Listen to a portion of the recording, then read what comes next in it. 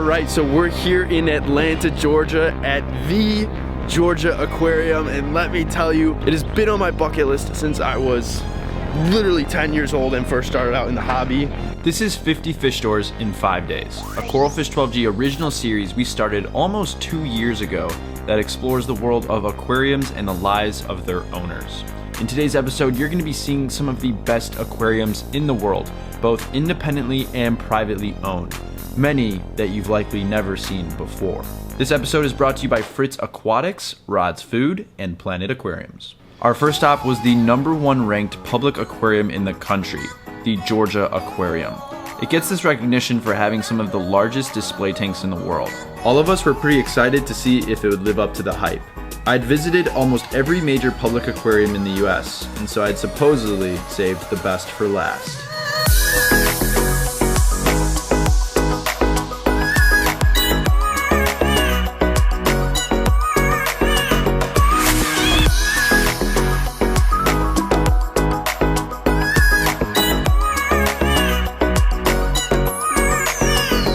Up until this point, we had seen pretty much the same stuff you would see at any public aquarium. But then, we entered their Ocean Voyager exhibit, which was worth the price of admission alone. I have finally seen the light. With 6.3 million gallons of water, this exhibit is home to 4 whale sharks, 4 manta rays, and thousands of other fascinating fish. What you mean?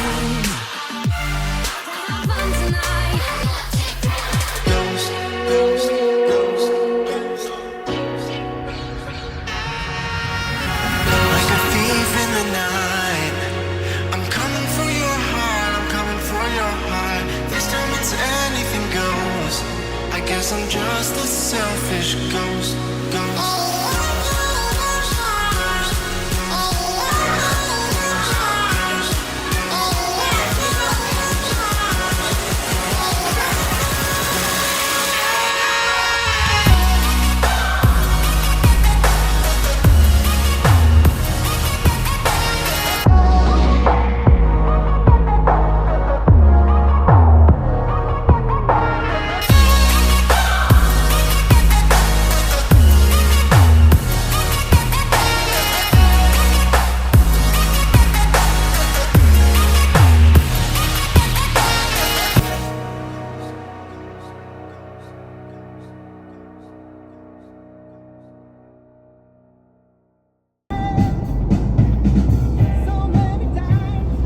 How you feeling, Scotty Crow?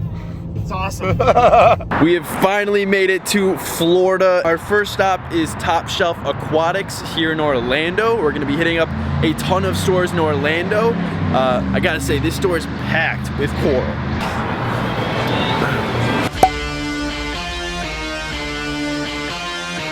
To be honest, entering Top Shelf Aquatics, I didn't know what I was in for, but in the moment, I knew I was seeing the best grow-out tanks of coral I'd ever seen.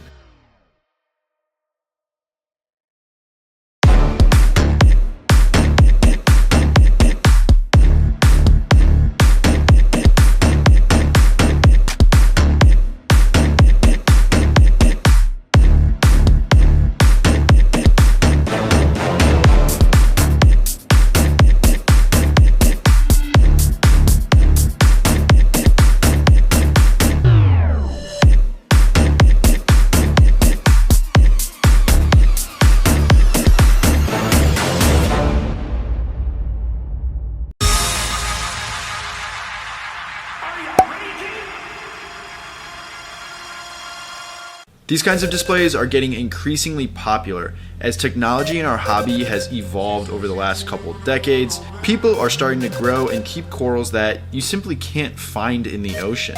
Colors and morphs that shouldn't exist, only in aquariums like these.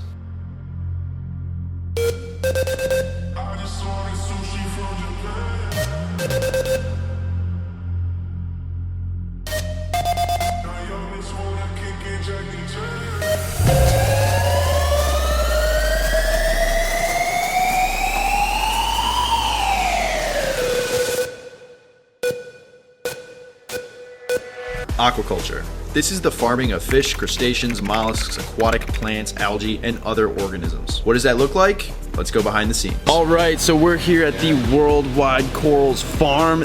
These tubs are all filled with coral, but not the big ready-to-sell pieces that you just saw.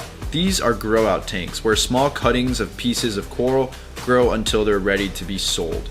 Since filming this, there has been a ban of exports of coral from Indonesia, the biggest of only a few wild export locations. Businesses like these that took the time to set up massive aquaculture facilities are now winning because they've been hoarding all the best corals and growing them on their own without the need to import from the wild anymore. They take the bigger corals you saw earlier and keep repopulating them over and over. They take a bandsaw like this, get the big piece of coral they want to reproduce, cut it into hundreds of small pieces.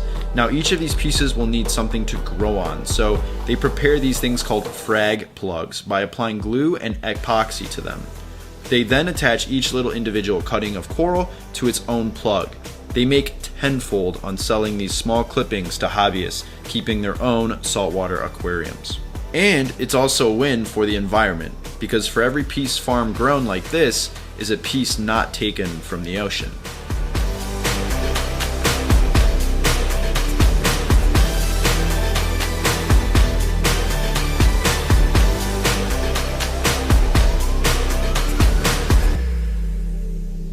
Throughout the country, there are tons of aquarium stores like this, family owned and independently operated.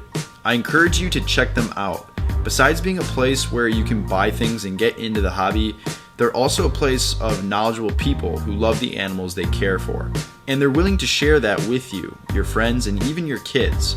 I think it's important for kids to be exposed to places like this regularly, with aquariums and animals they've potentially never seen before. It's always fun to go to your city's big public aquarium, but for a family, that can be expensive, so it's not something you can do all the time. But these stores will always be willing to let you check out what they have. Where were you? Where were you? Just a little late. You found me. Mama said that it was okay. Mama said that it was quite alright. Our kind of people had a bed for the night, and it was okay. I still see your shadows in my room. Can't take back the love that I gave you. It's to the point where I love and I hate you, and I cannot change you, so I must replace you. Easier said than done. I thought you were the one listening to my heart instead of my head. You found another one, but I am the better one. I won't let you forget me. Stop.